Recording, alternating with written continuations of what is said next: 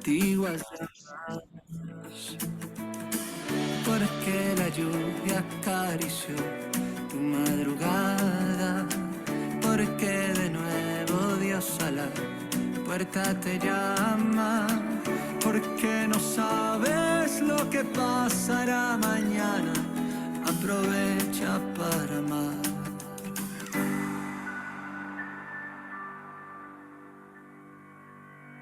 Aprovecha que las cosas importantes son tan simples, que jugar con tus pequeños es posible, que decirles que los amas los define. Aprovecha y sacúdete el hastío de los días, desempolva viejas alegrías tan sencillas.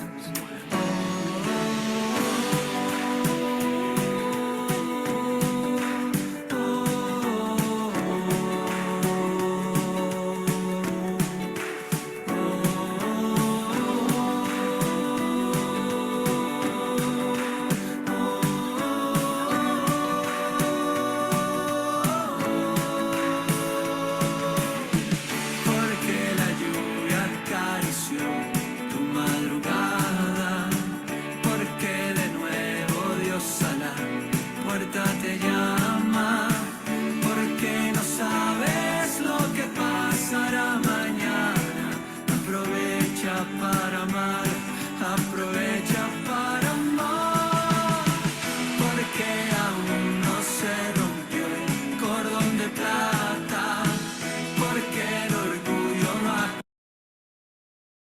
acabado con el alma, porque seguimos en la escuela de la gracia.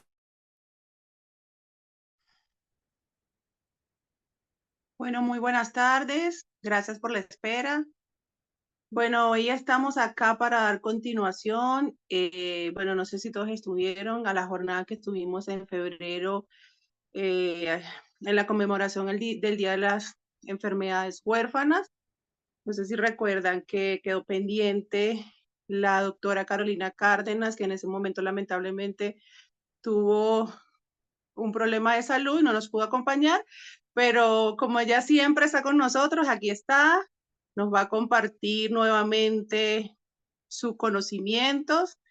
Ella es neuropsicólogo, su nombre es Carolina Cárdenas Vargas, es magíster de enfermedades raras, especialista en neuropsicología, docente de posgrado de la Universidad Javeriana de Cali y de la Escuela Nacional de Deporte, miembro de la Sociedad Colombiana de Neuropsicología, directora médica de la Asociación Colombiana Síndrome Prader-Willi, neuropsicóloga equipo científico de FICA, la Federación Internacional de Cuidado y Apoyo, y de la Fundación CLS Colombia.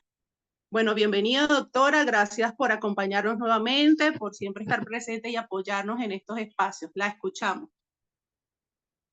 Bueno, muchísimas gracias para todos. Gracias siempre a la familia Cornelia de Lange Colombia e Internacional que me acogen siempre para todo lo que tiene que ver con estos procesos y estas actividades tan importantes como lo son el compartir ese tiempo en familia, en esta gran familia, para hablar sobre aquellos temas que nos pueden ayudar y les pueden ayudar a todos, porque esto es de un aprendizaje mutuo. Yo también aprendo mucho de ustedes cuando tengo la posibilidad de compartir estos espacios. No sé si se escucha bien, si se ve bien, me confirman por favor. Se escucha perfecto. Ok. Se ve perfecto.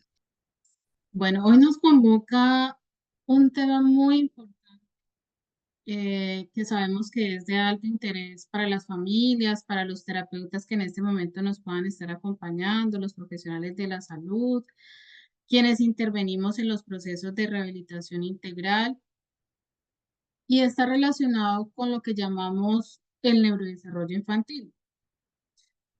Seguramente vamos a escuchar pautas relacionadas y características relacionadas con, especialmente con el síndrome de Cornelia de Lange, que como sabemos es una enfermedad considerada rara o huérfana, a propósito del marco de la conmemoración del Día Mundial de las Enfermedades Huérfanas o Poco Frecuentes, que recién celebramos o conmemoramos en febrero. Y esta actividad, pues como ya lo mencionamos, ha sido pensada para seguir conmemorando esta importante conmemoración para propósitos de visibilización, mayor conocimiento y todo lo que tiene que ver con la posibilidad de brindar una mejor calidad de vida a quienes padecen estas condiciones. Seguramente nos compete especialmente conocer el síndrome de Cornelia de Lange, pero también ustedes van a escuchar características que seguramente están muy relacionadas también con otras enfermedades raras o huérfanas. Y seguramente si ustedes tienen familiares de personas con otras condiciones como el síndrome de Prader-Willi, el síndrome de Apert, atrofia muscular espinal AME y otras enfermedades que podría mencionar en este momento y que han sido especialmente mi interés durante la trayectoria profesional y es lo que tiene que ver con las enfermedades que se consideran eh, cursan con un trastorno del neurodesarrollo. Entonces, hoy vamos a ver características relacionadas con estos trastornos, pero también vamos a hablar un poco acerca de las características de estas condiciones, cuáles tienen en común, seguramente incluso niños con el mismo diagnóstico pueden tener características diferenciales y que ameritan atención integral. Pero hoy vamos a hablar de aquello que es común a todos quizás, ¿sí? Y que nos compete conocer cada vez más y cada situación abordarla de una manera diferente. Vamos también a ver un poco acerca de las familias, del cuidador, de las posibilidades de tratamiento que podemos encontrar, pero también de recursos que les van a permitir a ustedes de una manera integral poder hacer un abordaje.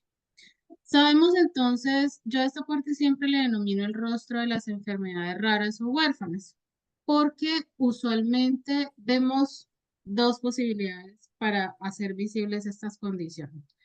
Uno, el rostro de la enfermedad como tal, es decir, aquella condición que genera por su condición genética polienfermedad o múltiples afectaciones de salud, multidiscapacidad, trastornos del aprendizaje que se considera están dentro del grupo de los trastornos del neurodesarrollo, los trastornos del comportamiento que es una de las mayores preocupaciones de las familias y lo que incluso se podría llamar trastornos neuropsiquiátricos. Esto tiene una alta incidencia en el desarrollo, en la inclusión, en la participación y por tanto en la funcionalidad de la persona, llámese niño, niña, adolescente, joven o adulto, afecta la calidad de vida y el bienestar integral y por eso estamos en este momento acá porque nos convoca a conocer aún más y poder aprender juntos herramientas que podamos encontrar para el abordaje integral. Pero también me gusta mostrar este rostro de la resiliencia, el rostro del deseo de salir adelante, el rostro de las familias, del querer hacer algo más siempre por sus hijos, el rostro de las asociaciones como la Fundación Cornelia de Lange, la Asociación Prader-Willi Colombia, la Fundación de Distrofia Muscular, y podría mencionarlas a todas, a las que conozco, y siempre con la preocupación de querer ayudar a las familias, de querer conocer, aprender y hacer visibles estas condiciones que nos hacen mostrar también ese rostro distinto a la enfermedad y a la patología como tal. Pero entonces, para ya entrar un poco más en el propósito de esta conferencia, preguntémonos cuáles son esos trastornos del neurodesarrollo que pueden estar asociadas a una condición llamada rara, huérfana o poco frecuente. Sabemos que el neurodesarrollo, ¿a qué le llamamos neurodesarrollo para que empecemos a entender estos términos que parecieran ser muy técnicos? Es lo que implica o lo que los niños, incluso desde la gestación, empiezan a desarrollar y que se consideran son esas habilidades que le permiten desenvolverse en la vida cotidiana y realizar una actividad.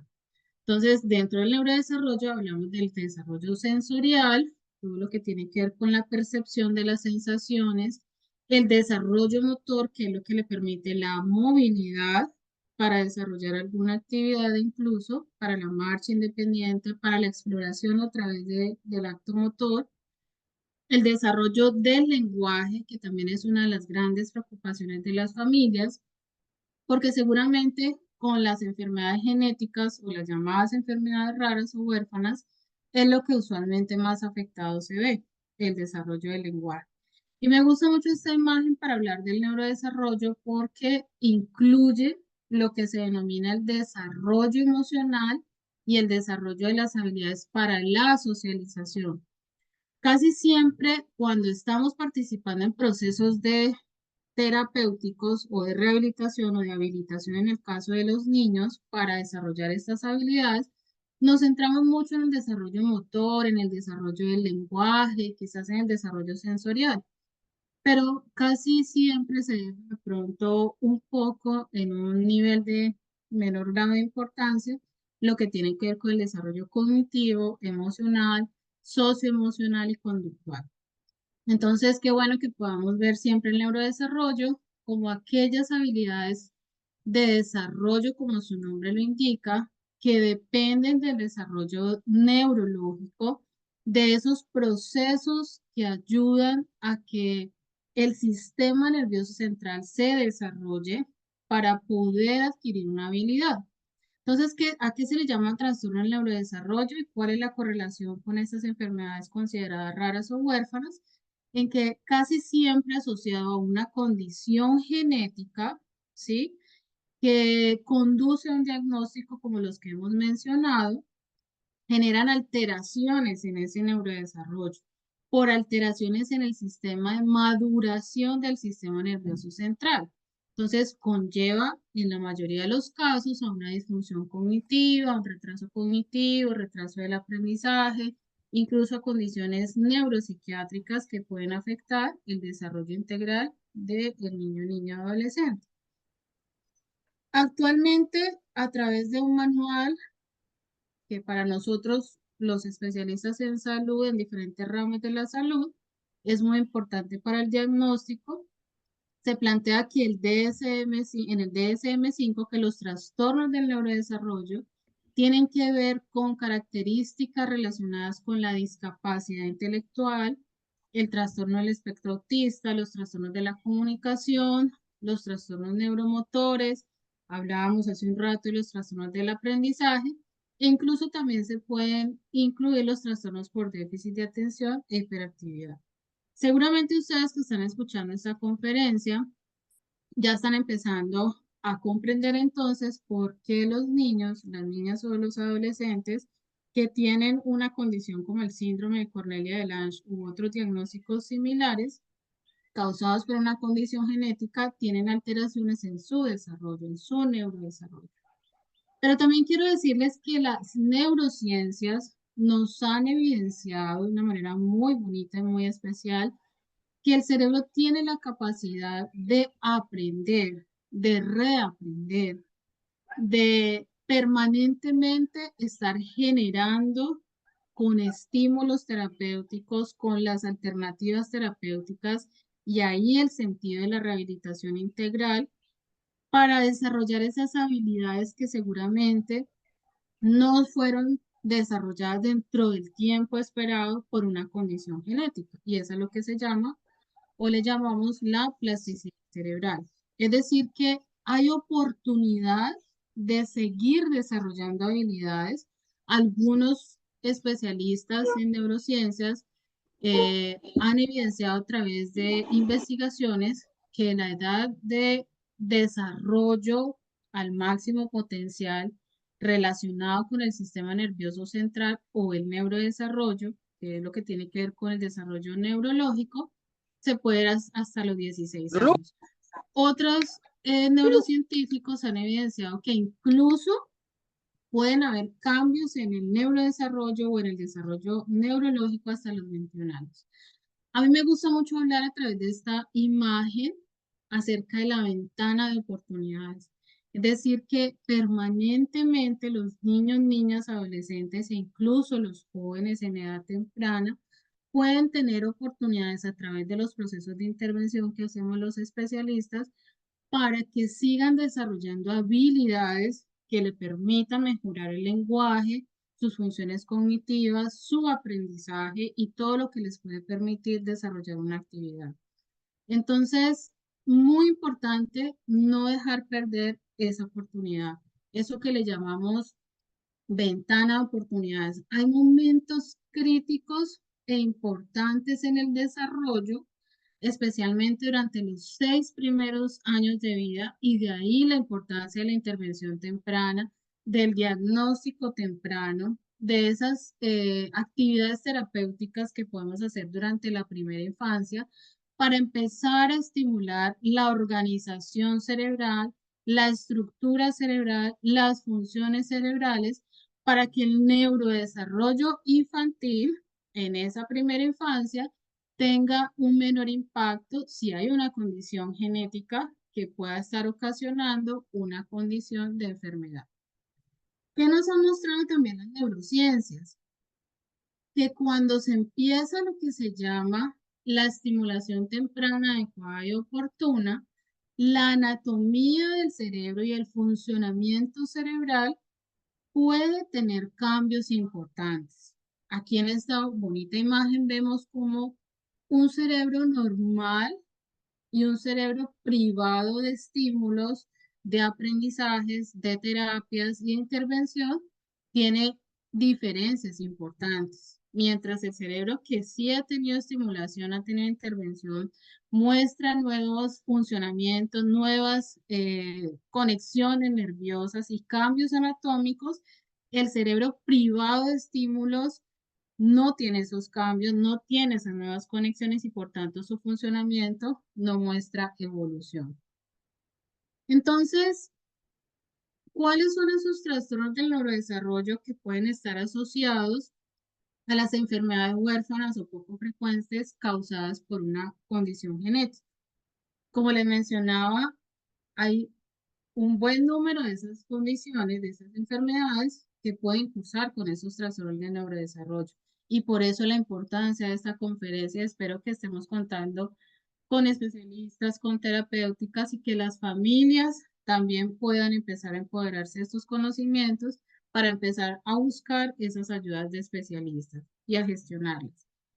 Entonces, ¿qué características comparten estos diagnósticos de los que hemos venido hablando? Trastornos del desarrollo del habla y del lenguaje, retraso psicomotor, seguramente ustedes podrán empezar a chequear y hacer un checklist de lo que seguramente ustedes han observado en sus familiares, en sus pacientes o si tenemos docentes aquí en sus alumnos. Retraso psicomotor, trastornos neurocomportamentales, también pueden tener trastornos neurosensoriales, que ahora vamos a ver cuáles son sus manifestaciones. También pueden presentar discapacidad intelectiva, déficit cognitivo, trastornos del sueño que pueden afectar el curso normal del desarrollo cognitivo y neurológico, conductas de autismo, lo que llamamos trastornos del espectro del autismo, sin que el diagnóstico principal o el diagnóstico primario necesariamente sea el autismo. Es muy diferente y ahora lo vamos a ver más adelante. También podemos encontrar trastornos de las funciones ejecutivas, que es una condición del cerebro, una función cerebral superior que ayuda a que las demás funciones cerebrales se organicen y funcionen bien.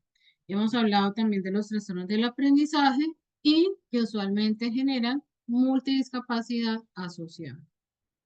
En resumen, entonces, los trastornos del neurodesarrollo en niños y niñas con enfermedades genéticas o poco frecuentes o raras cursan con problemas del comportamiento y en el desarrollo cognitivo. Si pudiéramos resumirlo, lo resumiríamos en estos dos grupos de afectaciones y ya hemos hablado de cuáles son esas condiciones. Veamos ahora entonces un poco qué características cognitivas, conductuales y del aprendizaje tienen los niños con síndrome de Cornelia de Lange y otras enfermedades similares al síndrome de Cornelia de Lange que cursan con trastornos del neurodesarrollo. Sé que les estoy hablando de mucha información y seguramente cada tema daría para una conferencia, pero voy a tratar de dar una muestra, digamos, de todo lo que deberíamos conocer a profundidad para poder tener un mejor conocimiento de esta condición y de estas enfermedades para un mejor abordaje. Este es un tema principal y ahora les voy a dar algunos tips si nos da el tiempo, o seguramente podemos organizar otra conferencia para lo que tiene que ver con el trastorno de conducta y el funcionamiento ejecutivo del que hablábamos. Este es un tema de mucha preocupación para las familias, incluso también para los terapeutas, para los docentes también en el aula, porque son los trastornos de conducta usualmente generan dificultades en las relaciones, dificultades para la inclusión, para la participación, para todo lo que tiene que ver con la expresión de emociones, para la regulación de la conducta, de la impulsividad, de la rabieta, de la crisis.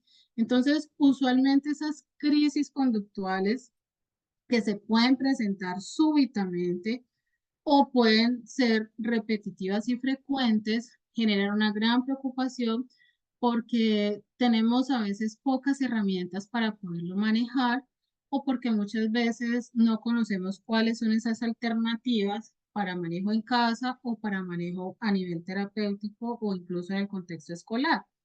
Y esas crisis nos generan a todos estrés cuando se presenta al interior de la familia porque están caracterizadas por ansiedad, impulsividad, rabietas, autoagresiones, incluso heteroagresiones, es decir, agresión a otros, oposición, y se vuelve algo que para las familias es difícil de manejar.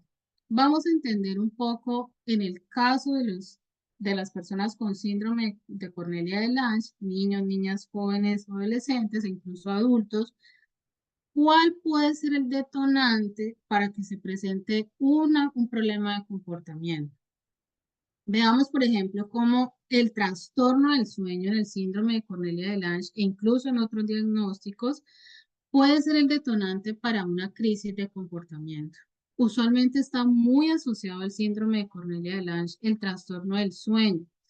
Puede comenzar en la primera infancia, es decir, en esos primeros años del neurodesarrollo, por un mal funcionamiento en la fisiología neurológica del sueño, es decir, por la estructura funcional del cerebro asociada a esta condición genética. Imagínense que está presente en un 60% de los pacientes, es decir, que hay un buen número de pacientes que seguramente ustedes han identificado que es una gran preocupación el trastorno del sueño. Usualmente se caracteriza o por insomnio o por, al contrario, presentar hipersomnia diurna. Es decir, que en la noche no duermen o hay pocas horas de sueño, pero en el día hay todo el tiempo esa necesidad de dormir. Pueden también presentar apneas del sueño y cuando se presentan estas afectaciones del sueño pueden afectar el desarrollo cognitivo, la memoria especialmente para el aprendizaje y pueden ocasionar problemas de comportamiento como irritabilidad, impulsividad, incluso autoagresión por dificultad, digamos, para encontrar esa sensación de descanso y al contrario estar en un permanente estado de cansancio y sensación de fatiga, sobre todo cognitiva y atencional. ¿Qué otro detonante podemos encontrar específicamente en el caso de las personas con síndrome de Cornelia de Lange? Y hay otros diagnósticos que comparten también esta característica. El dolor es muy importante manejarlo en el síndrome de Cornelia de Lange. Por las afectaciones en la percepción del dolor, no será fácil darnos cuenta que muchas veces una reacción conductual puede estar asociada a reflujo gastroesofágico, a problemas osteomusculares, a estreñimiento. Y como casi siempre hay una capacidad limitada para comunicar el dolor de manera verbal, entonces fácilmente no vamos a identificar que un niño, una niña, un joven, un adolescente con Cornelia de Lange está presentando un problema de comportamiento, una crisis de conducta porque hay una fuente de dolor físico que no han podido comunicar ni verbalizar para poder identificar qué les está ocasionando ese comportamiento. En la mayoría de los casos, muy importante siempre que haya una crisis de conducta, valorar objetivamente si hay posibilidad de alguna fuente de dolor y manejarlo. Hablamos también de los trastornos neurosensoriales como parte de los trastornos del neurodesarrollo que se pueden presentar en personitas con síndrome de Cornelia de Lange u otros diagnósticos similares. ¿Qué es un trastorno neurosensorial? Es una hiperrespuesta ante ciertos estímulos. Por ejemplo, para lo que podría ser el ruido de una licuadora, para nosotros podría percibirse como normal, pero para las personas con un trastorno neurosensorial, el ruido de una licuadora, cerrar una puerta, el ruido de un teléfono u otros ruidos se pueden percibir muy agudos, muy discordantes, se pueden percibir como algo que fastidia, como algo que no se tolera, por alteraciones en la percepción del umbral de esas sensaciones y de esos sonidos. Entonces, muy importante identificar si hay un problema de comportamiento, qué es lo que ambientalmente en el entorno, en la escuela, en la sala de terapias, en la familia, en el sitio donde se hace la rehabilitación terapéutica, está ocasionando esa alteración conductual asociado a un estímulo, a un sonido o a otro estímulo sensorial que pueda estar generando ese problema de comportamiento y tratar de controlarlo. Recordemos que específicamente en el síndrome de Cornelia de Lange, por los problemas visuales, auditivos, táctiles, puede verse más afectada esa percepción sensorial y por eso seguramente puede afectar y llevar a conductas como ansiedad, trastornos del estado del ánimo y comportamientos autolesivos. Entonces, es muy importante abordar los trastornos neurosensoriales para disminuir esas posibilidades de crisis conductual. El trastorno del lenguaje o la limitación a través de la comunicación oral es uno de los también preocupaciones en los centros de terapias, en la escuela, en la familia. Muchos de los niños, muchos de los jóvenes tienen problemas del lenguaje y los problemas de comportamiento están, yo diría que no 100% asociados a los problemas para ser comprendidos, para poder expresar, para poder verbalizar y hace entonces que se afecte la inclusión, la participación y todo lo que tiene que ver con lo que llamamos la funcionalidad de la persona. Si logramos abordar y resolver esos problemas de comunicación, seguramente va a mejorar también ese problema de comportamiento. Podría extenderme mucho más en cada una de estas características, pero para ir avanzando, seguramente podemos hacer, como les decía más adelante, otros encuentros para ir abordando cada uno de una manera más a profundidad y con mayor detalle. Quiero darles algunos aportes para la intervención. Ya sabemos entonces que hay unos trastornos del neurodesarrollo que requieren ser abordados. Trastornos del comportamiento, trastornos del lenguaje, trastornos neuropsiquiátricos, trastornos para el aprendizaje y en general lo que puede afectar la funcionalidad y el desarrollo. Pero ¿qué hacer? Todos queremos saber qué hacer. Yo les voy a plantear algunas orientaciones que seguramente van a servir y van a ser muy útiles en este camino que ustedes están de la mano recorriendo con sus hijos, en búsqueda de ayuda, en búsqueda de una luz de esperanza, en búsqueda de esa persona, ese profesional que les diga qué hacer y cuál es el camino para llegar a abordar ese motivo de mayor preocupación para cada uno de ustedes, especialmente para las familias. Como sabemos que es una condición que genera polienfermedad, multidiscapacidad y múltiples condiciones por atender, por tanto, requiere una atención que se llama multimodal, multisistémica, desde una mirada integral, biopsicosocial y entendiendo a la persona como un ser humano integral, con diversas necesidades, así tengan el mismo diagnóstico. Yo puedo tener 5 niños con síndrome de Cornelia de Lange en consulta, pero para cada uno debo tener la posibilidad de hacer un diagnóstico diferencial conocer sus características particulares y diferenciales e individuales, su historia de desarrollo, su contexto y plantear un plan de tratamiento integral desde diferentes disciplinas, como las que vemos en esta diapositiva. Siempre surge una pregunta y es, ¿y qué hacer cuando nos proponen manejo farmacológico? Cuando el psiquiatra, el neurólogo nos propone tratamiento farmacológico, aquí pues uno de los medicamentos, algunos que más se conocen, especialmente para la regulación del comportamiento, y siempre surge esta pregunta, bueno, es indicado o no hacer un tratamiento farmacológico? Asumir que la única vía, digamos, de manejo que hay para controlar la conducta, para regularla, es el medicamento. Les voy a dar mi opinión personal y profesional. Yo considero que el manejo farmacológico debe asumirse de acuerdo a la historia de cada paciente. A todos no les va a ser útil el medicamento si no se hace un tratamiento paralelo de manejo familiar, de manejo en la escuela, de abordar otras alternativas terapéuticas que ahora les voy a hablar de cuáles, como las terapias conductuales. Entonces, ¿qué le digo yo siempre a las familias de los pacientes que están conmigo en consulta? No.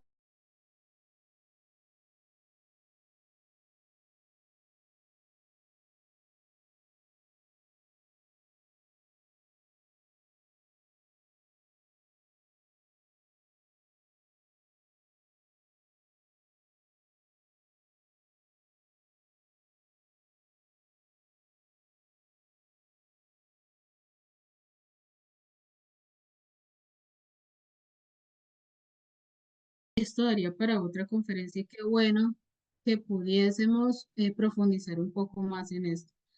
Disculpa, ¿me pueden validar si se está escuchando bien? Es que estoy escuchando algo que no sé qué es. Se está escuchando perfecto. Ok, vale, muchas gracias. ¿Cuáles son esas alternativas que yo llamo de tratamiento no farmacológico? Bueno, por supuesto, una de las que más me encanta hablar son las terapias especializadas de neuropsicología. Como ustedes ya lo escucharon, yo soy especialista en neuropsicología, tengo publicaciones con evidencia científica de cómo sí han resultado en pacientes con enfermedades raras de origen genético para mejorar su aprendizaje, su rendimiento cognitivo, su regulación comportamental sin necesidad de tratamiento farmacológico, ¿sí? Como les digo, no todos los casos podemos generalizarlo, pero sí me gusta siempre hablar de esto porque siempre pensamos que la única vía o el único camino es el tratamiento farmacológico. Ahora, es muy importante siempre tener presente que el manejo farmacológico debe estar acompañado del profesional. No podemos tomar decisiones de aumentar una dosificación, de quitar un medicamento o de manejarlo como nosotros consideremos que hay que manejarlo. Siempre debe ser con vigilancia médica. Las terapias de neuropsicología, entonces, son terapias especializadas que podemos hacer con un especialista en neuropsicología, como es mi disciplina, para desarrollar esas conexiones nerviosas, esas neoformaciones, esas características clínicas neuro que necesitamos para un mejor funcionamiento cerebral, para la regulación de la conducta y el aprendizaje. También existen las llamadas terapias de neurofeedback, que son de terapias de estimulación neurológica o neuroestimulación. Las hacen terapeutas denominados neuroterapeutas con entrenamiento, siempre con la formación necesaria y la experiencia para poder hacer. Son con tecnología de punta, no son invasivas y pueden también, y han evidenciado de manera científica muy bien el efecto que puede generar para mejorar el rendimiento cognitivo, el aprendizaje y los problemas de comportamiento. También están las terapias de estimulación neurosensorial. Recordemos, como les decía, que muchas veces asociados a los trastornos neurosensoriales pueden estar asociados los trastornos del comportamiento. Entonces, muy importante acudir a aquellos profesionales que tengan estos entrenamientos porque son especialistas en estas terapias, especialmente los terapeutas ocupacional, para poder realizar estas terapias llamadas de estimulación cerebral. La musicoterapia es una de las terapias alternativas no farmacológicas que ha mostrado también evidencia científica y hay estudios de las neurociencias que han mostrado cómo el cerebro puede reorganizarse, puede ser estimulado, tiene cambios anatómicos y estructurales y funcionales que nos muestran las neurociencias para evidenciar los efectos de la musicoterapia. Como les decía, les podría hablar de otras que conozco y que me gusta mucho recomendárselas a mis pacientes como alternativas no farmacológicas, pero me tomaría mucho más tiempo y seguramente en otro momento lo podemos abordar. Entonces, ¿cuál es la misión que yo siempre me propongo como profesional? Mostrarle a la familia que llega a mi consulta alternativas de tratamiento, una luz en el camino. A veces yo sé que ustedes están en esa permanente búsqueda de querer hacer algo más por su familiar y ese siempre ha sido mi propósito, mostrarles qué más se puede hacer porque estoy segura de que siempre hay algo más por hacer. Nunca se ha hecho todo. Importante, las alternativas terapéuticas no farmacológicas como las que les he mencionado nunca van a reemplazar otros tratamientos, por ejemplo, especialmente los farmacológicos, porque como les decía, son alternativas que pueden coayudar, pueden complementar, pueden ayudar a que sus procesos puedan tener una mejor evolución y que se vayan superando como esas dificultades que los niños pueden tener en el neurodesarrollo. Siempre pensando en las necesidades individuales, diferenciales, con asesoría de los profesionales especialistas, pero a mí sí siempre me gusta plantear que siempre hay más alternativas a tener en cuenta. En síntesis, entonces, ¿qué debemos buscar con la intervención? Un diagnóstico oportuno, que ojalá podamos llegar cada vez más tempranamente al diagnóstico, que cada vez la edad de diagnóstico sea más temprana. Procurar una rehabilitación y una habilitación funcional, es decir, que ayude a la persona a ser más funcional para las actividades de la vida diaria, básicas, cotidianas e instrumentales, como vestirse, bañarse, alimentarse, participar en las actividades de la escuela, participar en las actividades de las terapias y todo lo que le permita tener calidad de vida, inclusión, apostarle a la vida independiente y a la funcionalidad.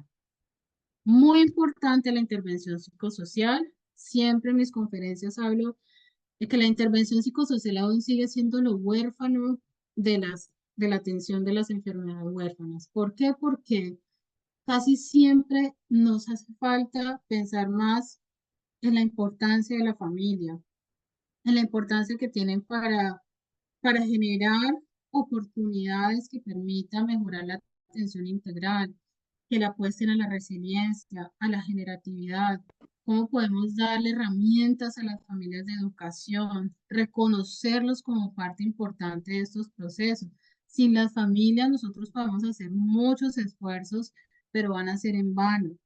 Pensar en el cuidador y aprovecho para reconocer toda esa labor que se está haciendo a través de FICA bajo el liderazgo de Joana, porque pienso que definitivamente hay que apostarle al cuidador.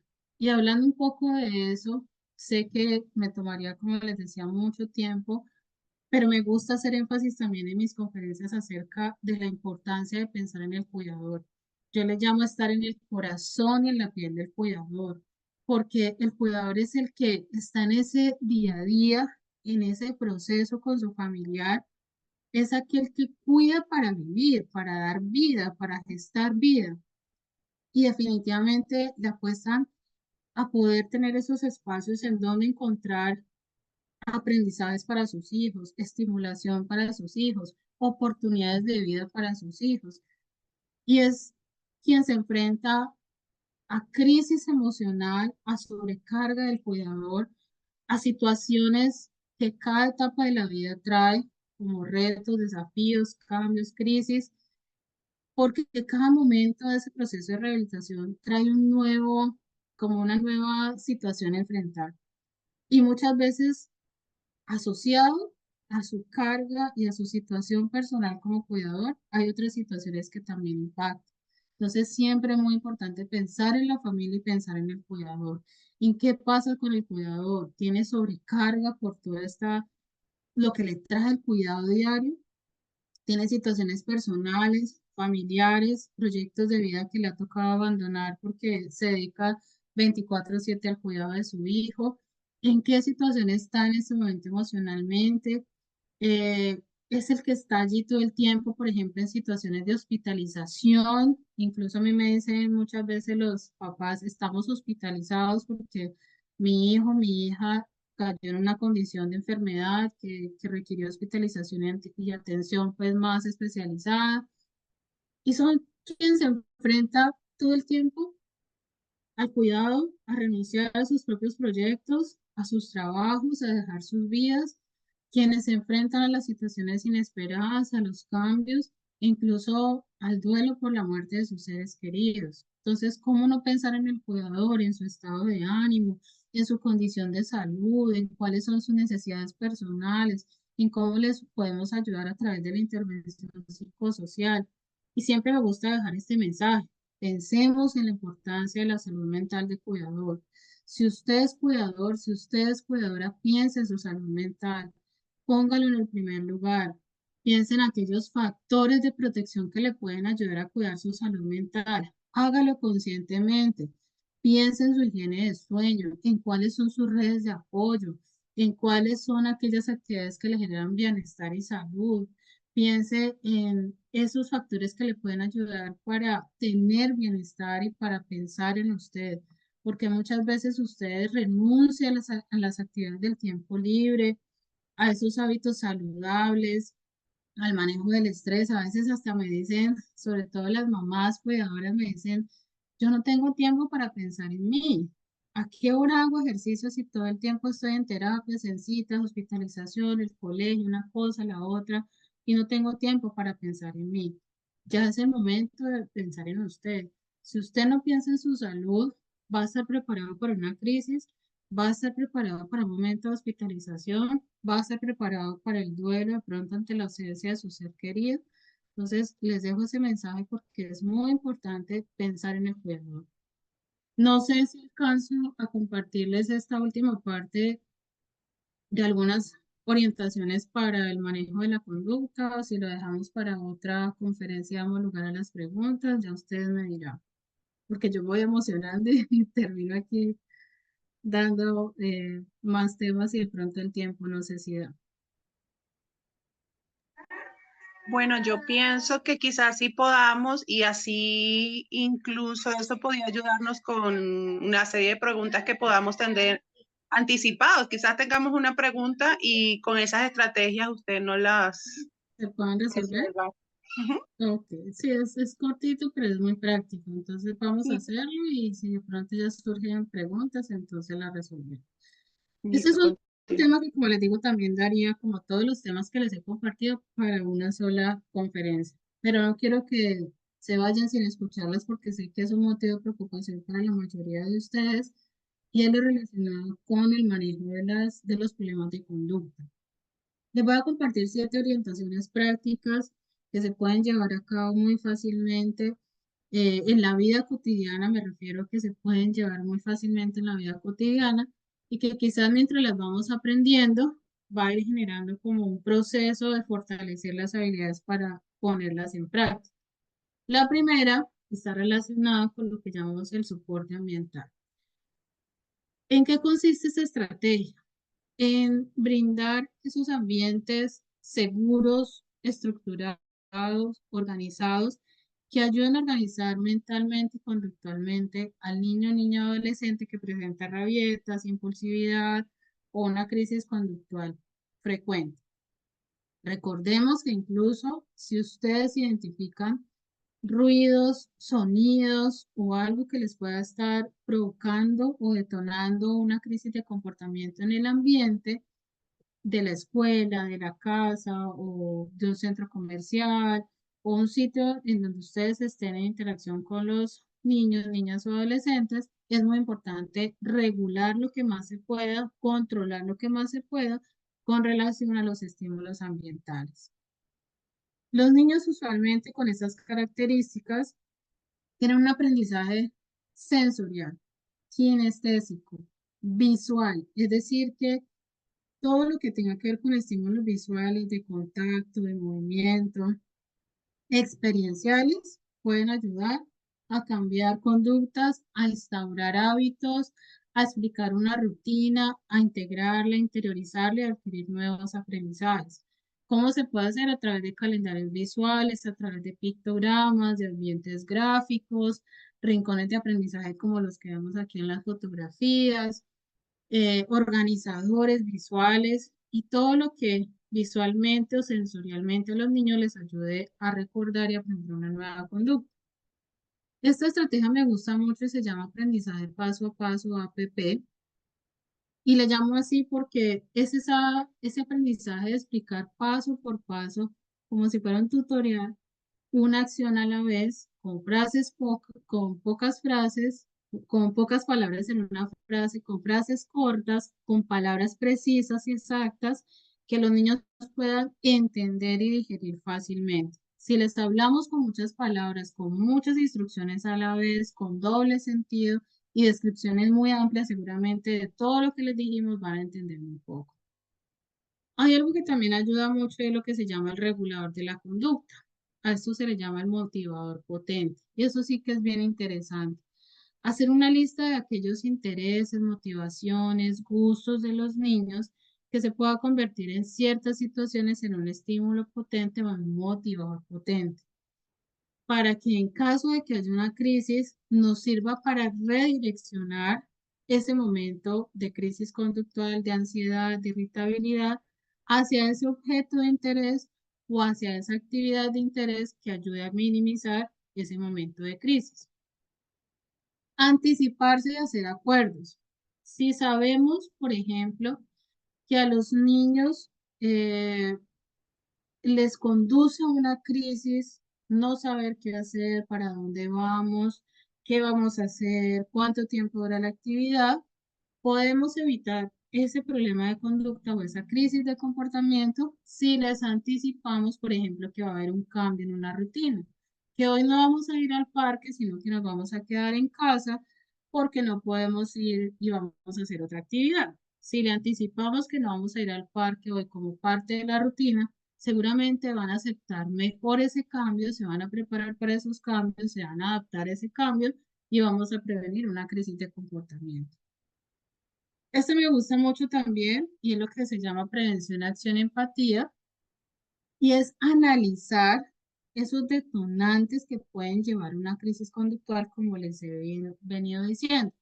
Si sabemos que hay algunas situaciones que pueden detonar una crisis, anticipémonos a eso, conozcámoslas, analicémoslas, comprendamos la conducta. ¿Qué sucede unos minutos antes de que ocurra la crisis conductual? Seguramente el ruido de la licuadora, o seguramente alguien que tocó muy fuerte la puerta, o seguramente un cambio en la rutina, o seguramente siempre a las 5 de la tarde hacemos una actividad de juego y no la hicimos. ¿Qué hizo que detonara esa conducta y evitar hacerlo para que la crisis no se presente? Entonces, prevenir, acción y entender qué le sucede al niño o a la niña en ese momento. Y por último, y muy importante, hablábamos de las limitaciones para la comunicación. Si logramos entender cuál es la mejor manera para el niño comunicarse, si a través de un pictograma, si a través de señas naturales no verbales, si a través de una tablet, si a través de un medio tecnológico que se llama sistema alternativo aumentativo de la comunicación, que les permita aumentar o mejorar la funcionalidad en la comunicación, seguramente vamos a evitar muchas crisis conductuales. Yo les decía que muchos niños, por la imposibilidad de comunicarse, de no tener cómo comunicarse, generan crisis de comportamiento. Entonces, encontrar esa alternativa con ayuda de los terapeutas o con ayuda del conocimiento que ustedes adquieren en estos encuentros, se puede buscar esa manera de mejorar la comunicación. Muy importante entender que toda conducta se puede modificar, se puede regular, se puede cambiar. Siempre va a haber un método para cada niño para ayudarle a modificar ese comportamiento, y que seguramente con esos encuentros que hacemos, que siempre voy a estar muy agradecida por hacerme partícipe a todas las actividades que realizamos por el bien de las familias, de los pacientes, por su bienestar, su calidad de vida. Sigamos aprendiendo juntos, sigamos buscando el camino, sigamos tocando puertas, buscando especialistas que nos puedan ayudar, siempre con el ánimo de conocer, de saber que hay algo más por hacer. Y bueno, muchas gracias. Espero haberles aportado un poco más al conocimiento de sus familiares, de sus pacientes para los terapias que hay en este momento con nosotros, y espero que podamos tener muchos otros encuentros. Bueno, muchas gracias, doctora Carolina. Bueno, no sé si algunos de los presentes, de los padres, de los cuidadores, algún acudiente, algún terapeuta tiene alguna pregunta para la doctora, para entonces proceder a la sesión de preguntas.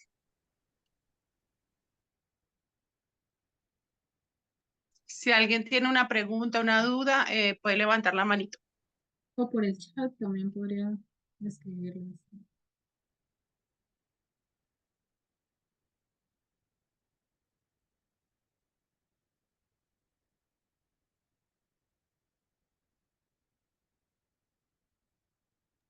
Bueno, por lo visto no hay ninguna. La verdad es que si me preguntan estuvo súper claro. De hecho, lo de las estrategias, súper, porque creo que eso es lo que buscamos.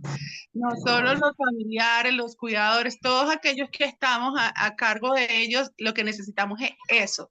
Saber reconocer y saber en qué momento debemos actuar y qué es lo que debemos hacer en ese momento. Entonces eso de verdad que es muy valioso. Buenas tardes. Buenas tardes. Buenas tardes. Es que su merced se refería al tema de la licuadora, de los sonidos fuertes, de los golpes a las puertas. Y a mi hija, a diferencia de la mayoría, a ella le gustan. Okay. Entonces, pues no sé. Bueno, o sea, es como mi punto de vista, ¿sí? O sea, no es una pregunta, sino es más mi opinión. No, pero muy importante. ¿Cuál es tu nombre? Ferney Castillo. Ferney, ¿cuántos años tiene tu hija? María José tiene 6 años. Tiene 6 añitos. ¿Y tiene síndrome de Cornelia de Lange? Sí, señora. Ok, bueno, mira, muy interesante porque hay dos cosas que debemos identificar. O lo que les molesta, les aturde, les incomoda, o lo que les genera una sensación positiva o un estímulo motivador. Entonces, hay niños que pueden presentar hiperreactividad frente a estos estímulos. Otros, al contrario, a pesar de tener el mismo diagnóstico, pueden presentar una hiporrespuesta o una hiporreactividad. Es decir, que es como si no escucharan ese ruido. En el caso de María José, ella evidencia que al contrario le gusta, la estimula positivamente y favorablemente. Entonces, también hay que aprovechar cuando a un niño de pronto le genera cierta motivación, cierta respuesta favorable o positiva, porque eso va a servir para, digamos, alguna actividad terapéutica o alguna actividad de la vida cotidiana que sea necesario realizar. Ya sería diferente si de pronto ustedes observan que tiene conductas de fijación, es decir, que se puede tardar mucho tiempo escuchando un mismo ruido y que se quede allí mucho tiempo escuchando ese sonido, ese ruido, y que no se interese por otras actividades, porque ahí ya vamos a generar otro tipo de afectación sensorial que puede afectar el aprendizaje, la participación y todo lo que tiene que ver con una respuesta conductual o de aprendizaje. Entonces sí hay que vigilar también muy bien eso, que no vaya a pasar al otro extremo, como a que quiera todo el tiempo sobreestimularse o autoestimularse con un estímulo y que no pueda salir de ese estímulo y se quede fijada allí. Ok, doctora, muchas gracias. Gracias por la participación. Creo que hay una pregunta en el chat. Si no estoy mal. Sí, hay una preguntita en el chat. Dice así. Buenas tardes. A mi hija antes le gustaba demasiado hacer ruidos y sonidos. ¿Esto se asocia con el autismo? Bueno, ahí no. Súper importante tener la pregunta porque muy relacionada con lo que hablamos. Muchas veces puede haber una fijación sensorial frente a ciertos estímulos. El teléfono, el sonido del ventilador, que son los más comunes, el sonido del papel, ¿sí? El sonido de un plástico, y seguramente se pueden quedar mucho tiempo allí y desinteresarse por realizar otras actividades.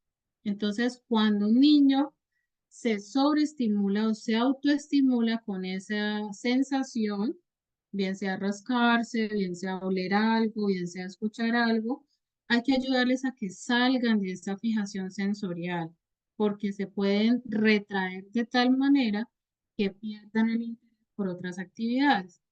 Sí puede estar asociado a los trastornos neurosensoriales de los que hablábamos, que requieren tratamiento neurosensorial para mejorar esa hiporrespuesta, hiperrespuesta o percepción e integración de esas sensaciones y evitar, por ejemplo, que haya conductas de retraimiento que pueden estar asociadas o interpretadas como conductas de autismo.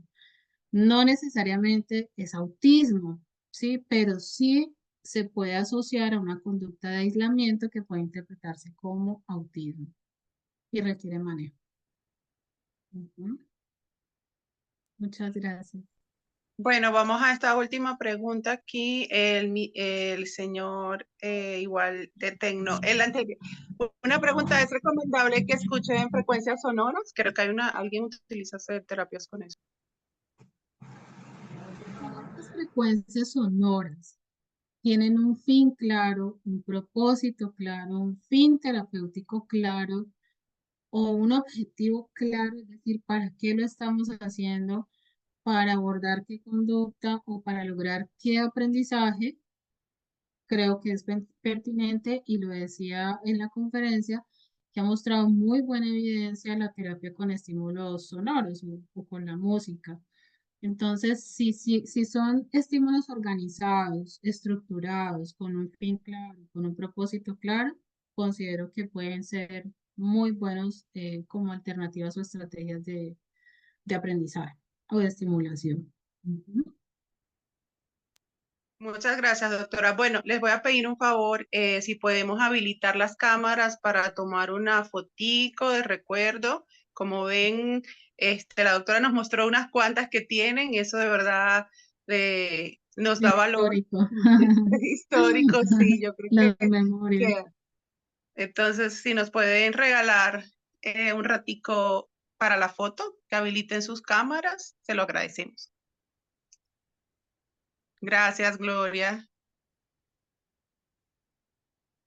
Gracias, Magali. Bienvenida. Gracias, Ivonne. Ay, Dios mío, qué hermoso. Entonces, bueno, ajá, y gracias, Vanessa. Ay, cayó. Gladys, bienvenida. Todavía aquí falta poquito. Gladys se volvió a ir. Ya les digo.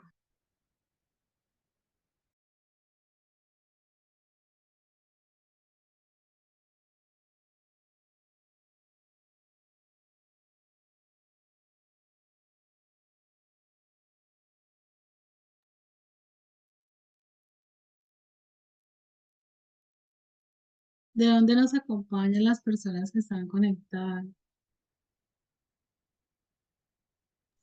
¿Me quieren escribir por el chat mientras? Lista, ya está la fotico. Les dejé, bueno, no sé quién va a decir algo. Igual le dejé por el chat, quería comentarle el correo nuevamente, si quieren hacer alguna pregunta también, igual por ahí estamos en contacto. Se Vale. conectan de Venezuela, una es terapeuta de lenguaje, Qué aquí bueno. de Bogotá, bueno, pues de Medellín. Ay, que de yo- Bucaramanga. Hola, Ana María, muchas gracias por de, conectarte. Mos- de Mosquera. Bueno, de verdad, De Ibagué, Bucaramanga. muchas gracias por acompañarnos. Entonces, bueno, vamos a dar por finalizado. Igual, bueno, si quieren igual continuar, ya Todos nos escribieron de dónde nos acompañaba, Yopal. de Yopal. Wow. Yopal. Estamos extendidos. Sí, Bueno, pero muchas muy bien. gracias, familia. ¿Sí? ¿Querías Listo. decir algo? No, que mi hija es la única de Casanare. De Casanare. De Casanare, Casanare. sí. Muchas gracias, doctora, por toda la información. Siempre Bueno, hemos esto estado muchísimo gusto. atentos ahí. Muchísimo gusto y espero entonces que tengamos otros encuentros de aprendizaje. Señora. Muchas gracias. Bueno, así será. Gracias, familias, porque ya todos somos una gran familia. Gracias, doctora, por siempre acompañarnos. Esperamos que ese encuentro sea pronto y que podamos Así es. seguir aprendiendo. Gracias por estar siempre ahí. Feliz noche, Bueno, entonces. con mucho Nos gusto. despedimos. Dios le bendiga. Amén.